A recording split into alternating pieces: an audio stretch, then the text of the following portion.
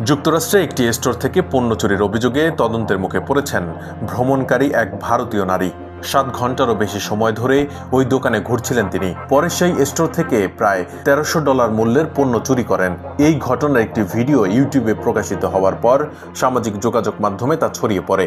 বুধবার এক প্রতিবেদনে এই তথ্য জানিয়েছে ভারতীয় সংবাদ মাধ্যম এনডিটিভি।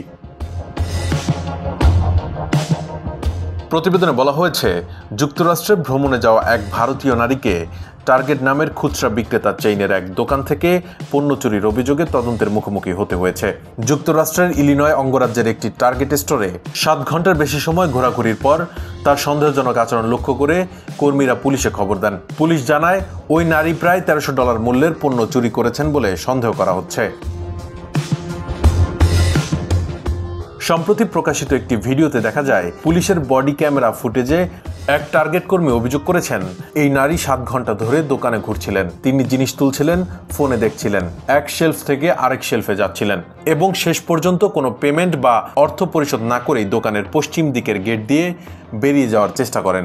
ভিডিওতে দেখা যায়, পুলিশ ঘটনাস্থলে পৌঁছালে ওই নারী বিষয়টি মীমাংসা করতে চান এবং পণ্যগুলোর দাম পরিশোধের প্রস্তাব দেন।